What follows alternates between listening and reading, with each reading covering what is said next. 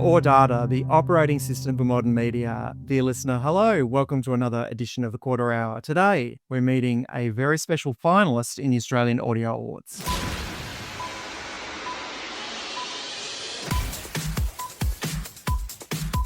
So that finalist happens to be someone who, I think I'm reading this correctly, is Best Newcomer Large. Does that mean you're a large person, Luka Muller? Tell me, what do you take that to mean? I believe it's broken into, there's Newcomer Large Market, Medium Market, and Small Market. But the way it's written on the website just says Newcomer Large. And yeah, I like to think, I know, I've been spending some time in the gym and I think people are paying attention. I think they're noticing, yeah. Well, you are on a bit of a running thing at the moment. Before we get into talking radio, tell us what made you take up running. Well, it doesn't even have to come before we talk radio, because to me, the two are very linked, I think. Because, yes, before I started on Breakfast on Triple J, I was doing weekend arvos and mostly being a stand-up comedian and living in Melbourne. And that's obviously quite a nocturnal lifestyle. And then moving to breakfast radio, the 4 a.m. wake-ups, not doing as much stand-up, not having 3 or 4 beers a night. I had to figure out a new routine and a new way to get myself tired enough to get to sleep in the evening. And so now I sort of just run around outside like a border collie until I'm ready to sleep.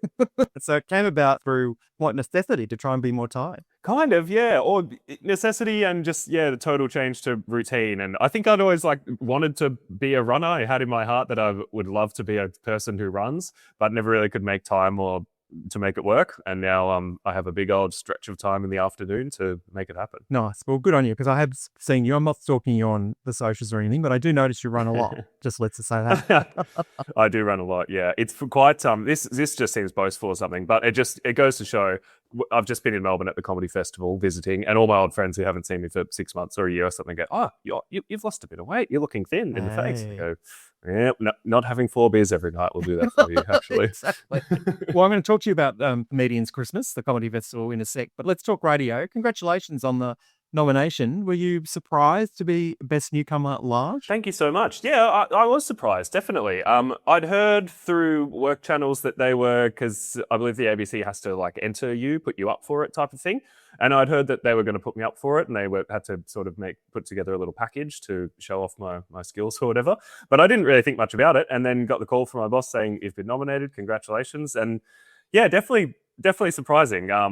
I guess maybe, I don't know, because with comedy, I'm sort of aware of how the awards work and the cycle of that it's at the festival every year, there's nominations for different categories and stuff.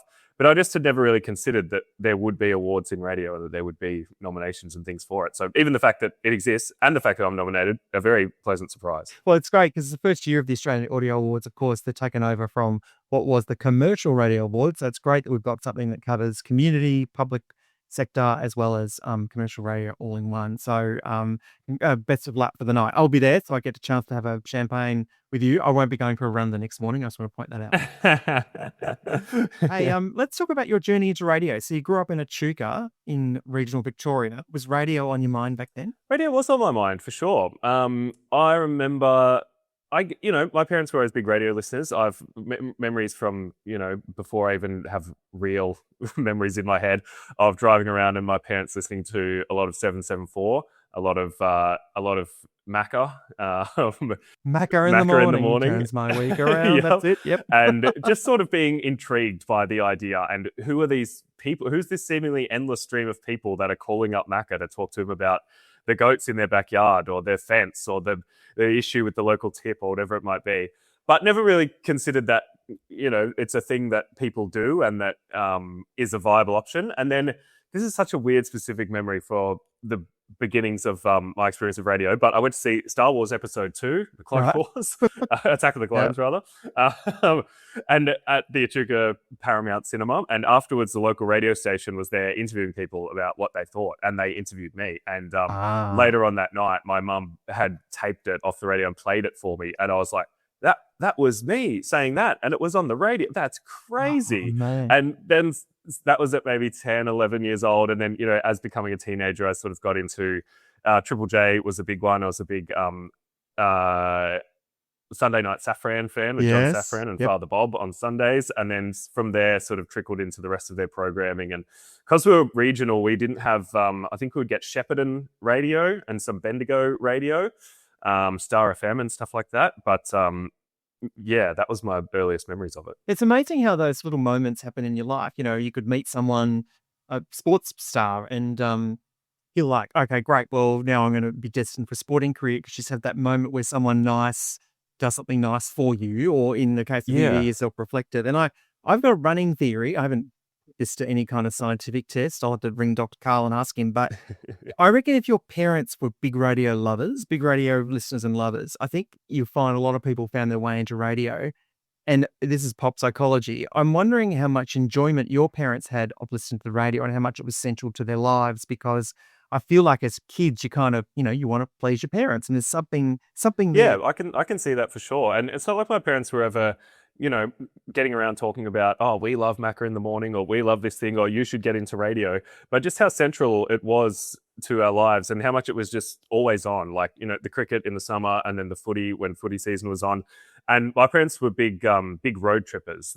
Before they had us, my brother and I, they caravanned around a lot of Australia, and a couple of different times they sort of took Darcy and I out of school, and we'd go on these like 3-month long big road trips. And it was just, radio nonstop. A bit of Paul Kelly CDs. And then when it wasn't Paul Kelly, it was radio. So its presence definitely makes a difference. Nice. So comedy and radio are the two areas that you're really strong in. Which one came first? Comedy, I think. Although looking back, when I was in about years 10, 11, 12, coming to the end of school, it was when Tom Ballard was on Triple J Breakfast. Yep. And he was only a few years older than me. And so it was very exciting and interesting that there was someone about my age who was on the radio. And so when I first was looking at finishing high school and moving from the small town to the city to go to university or whatever, I was very interested in maybe doing radio or film and television or something like that. And then eventually I ended up doing Class Clowns, which is a comedy competition that the Comedy Festival runs, where somebody comes to your school and sort of teaches you how to tell a few jokes, and you do a show that night. And then I think that really captured my attention of going, oh, you can do this as a living. That seems cool. So then I and radio, I think as well, seemed quite hard or impenetrable. I wasn't sure how to get into it, where comedy, you can kind of just start of your own accord. You can go to an open mic and be a part of it if you want to. And so that sort of, took charge and was definitely the driving force of my life for a decade or so. I always had in the back of my mind, like, because, a few comedians who I knew would get jobs on Triple J or other radio stations. And I thought that would be a cool thing to do maybe one day. Yeah, nice. And so how did you end up at Triple J? What was the process to get there? I have to thank the wonderful Michael Hing in large part. He, for years and years, so he used to run the comedy tent at Splendor in the Grass. And at some point I got booked for that. And I think he sort of saw, oh, Luca's interested in sort of music and this world and stuff. And he would say to me for years, like, you should get a job at Triple J. And I would go, sounds good. How do I make it happen? Yeah, how do I do that? And then eventually it was when his co-host Hobble was off for a while. He got me to co-host with him for a couple of days. And then off the back of that, said to the bosses at the time, like, oh, this is Luca. I think he'd be great if you ever wanted to get him in to do some late nights, blah, blah, blah. And it all sort of started from there. Right. So there's a couple of fill-in shifts. Like, do you remember the first time walking into the Triple J studio and thinking, oh my God, I'm going to be broadcasting to the nation here? Yes, definitely. And I remember the first one was off the back of a Splendor, because I was in Sydney for it with Hing. And so I was driving from Byron back to Melbourne, but had been booked in to do like maybe Wednesday, Thursday on the radio. And so it was still very much, my serotonin wasn't as high as it could have been, and my sleep levels weren't the best. But I remember going in there, and it's all credit to Hing. I remember how easy it felt, how much and looking back, he was just doing a great job of handling all the admins of the ins and the outs and the forward sales and, the radio sort of, the work of it. And he would just set me up to respond to, questions or conversations or callers or whatever. And I remember doing it and going, man, that felt cool and kind of easy. Is that right? And then spending more time in it, realizing like, oh no, he just sort of threw me a softball. But it was very nerve-wracking, the times with him. And then probably the first few months that I was doing late nights and stuff, which is 11 p.m. to 2 a.m. on Triple J. So nervous, so nervous. And that's all like pretty much fallen away now, which is for the best. But I remember sometimes like I'd mess something up, or I'd get a timeout wrong by 10 seconds or whatever, and I'd be home at 2 a.m. like not able to sleep, like, oh my god, I ruined Oh it. I no. screwed up on the Oh radio. But I suppose that's why they give it to you there, where you can freak yes. yourself out and be nervous and get it all out of your system. Yeah, not that I was on the air, but I had a boss who's very supportive in a similar way. He said, "You need to go to this place and do this job to make all your mistakes Yeah. because you're going to learn for them for the next job and the next job." And I think that's good. I know you've got very supportive bosses there at Triple J, and I think they do a good job of really nurturing people like yourself who come like non-natively to radio. Maybe there are other fields like comedy, and then have to learn the craft. But it's a huge step up to go from weekend arvos to breakfast. Can you remember the meeting where you were told, "Hey, we want you to do brekkie"? Yeah, very very specifically. I was at the what's it called? The Market City Tavern, which is a pretty shitty pokey den just near the ABC in Ultimo. So you were being wine and dined, clearly. Yes, wine and dine on an ABC budget. Wasn't the Carl and Jackie O Louis Vuitton briefcase? You didn't get that trick. Not quite, not quite.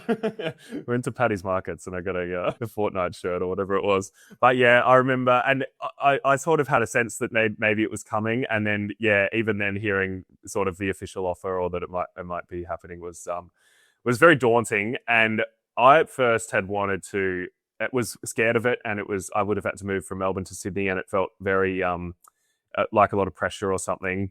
And I wasn't sure if I wanted to do it at first. Well, I wanted to do it, but I wasn't sure if I could or the impact that would have on my life. But Hing and others were like, "You're stupid not to do this. This is a big thing," and I'm so glad. That's good. And so working with Chet then, so were you mates with Chet before you started working with him? I was, yeah. So we knew each other just through stand-up for a few years. Not like we're super close or anything, but we knew each other pretty well. Famously, I'd had a few people over to my house for a lunch during Comedy Festival, maybe a year before she started on Breakfast. And in sort of the final moment of me serving the lunch on the table, like just slipped and dropped all of the food. And that was my main memory of her before we started working together. I'm that guy that spilled the food. Yeah. Remember me with the lamb on the floor? Yeah. Well, I met you around the time that you were going into Breakfast on Triple J, and a couple of things stood out to me. One was you're incredibly smart, and I think sometimes we don't give radio people credit for their intelligence. I know that sounds really weird, but we're all fun and goofy and silly, and we can do those sort of performative bits. But you struck me straight away with the level of not only your level of thought, but the depth of your thought and how you thought about everything that you were doing in your life. And I think that's also why the move to Sydney probably was somewhat anxiety provoking, because there was this sense of I'm a fish out of water. I'm going to be it's not going up doing Triple R breakfast in Melbourne, right? On community radio, it's community, the stakes are lower. I know the city, I know the people. You were moving to a different place and you had to get up early, which was sort of against your sort of natural body rhythms. Going into it now, though, looking back on that time, I know you'd be glad you did it, but is there something really that you learned in those early stages when you went, "Oh God, I don't know if I can," and you started doing it and you started to build that confidence? Well, thank you for calling me smart, number one. Thank you very much. Yeah, I think so. I wasn't that aware of it at the time, but now it seems very obvious. But I think the biggest shift was in stand-up. It's very solo. It's very isolated. You're just one person, and I was an independent, so I never had a manager or anything like that. And so everything that you do, you decide what you want to talk about, you decide what gigs you want to do, you decide, how much work you want to put into the writing, you decide what festivals you want to go and try to do, you decide where you want to travel. And that is so, so different to radio, and particularly breakfast radio, where it comes together a bit more by committee. And I think it's been so good, like learning how to give and take that feedback and work as a team and trust others, and have to figure out, what's difficult about other people, but what's difficult about me as well, of going, because I was never exposing myself to that many other people in stand-up because it's such a solo operation. And then working with other people, you go, oh, I can, I have to maybe work on myself, or there's other people involved and that I need to be conscious of and stuff. And it's been such a great thing to learn. And it's helped me, I think, in other aspects of my life. I think I'm now, through having to do such a weirdly like intense and communicative job, I think I'm a better communicator and more open with friends and family, and lots of aspects. What a great answer. Also, the other thing I was going to say I noticed about you was that instantly you're a great team player, because you give, some performers make it all about themselves and kind of work out how they can take a lot of the limelight, but I think, and you can tell me if I'm wrong here, I think what you worked out really quickly was you're there to support Concetta, because Concetta's vibrancy and her the emotion that she brings in all colors of the rainbow, right, is so beautiful and wonderful to observe. But I think sometimes, the role of the teammate is to go, how do I help get the best out of themselves, as well as just, I'm conscious of, I've got to press all these buttons now and I've got to get all these things right. But I did think that straight away that the one thing that would absolutely make sure that you and Concetta would work really well together was you're a giver, as Chapel Ryan would say. No, definitely. And I think, maybe it occurs naturally or something a little bit, but I've definitely become more aware of it and, try to still be good at it. I have said before that Concetta's the art and I'm the frame. And it's not that all the time. Sometimes I'm the art and she's the frame. But that is sort of what you're doing for each other, is you can't, one can't exist without the other. But there is a time when, you have to be a bit more in the background or just be the thing that's elevating the other person. And that's okay. And I'm sure a lot of stand-ups probably do struggle with that. And it's a weird transition. I think it probably helped that I'd already done a bit of radio. I was on Weekend Others with Jordan Barr. So it was my first time completely being in a duo, and you're used to that balancing out a little bit more. Yeah, awesome. Good luck at the Australian Audio Awards. Thank you so much. And thank you for having me on the show. And thank you for, working with you in those early stages was extremely, extremely useful and important. And so much of the stuff that we spoke about back then, I still come back to, close to 2 years later or something like that. So I appreciate it. Awesome. And I'm just going to clip that, and that's what's going on the socials. So thank you very much. Testimonials. Thanks, man. Thank you.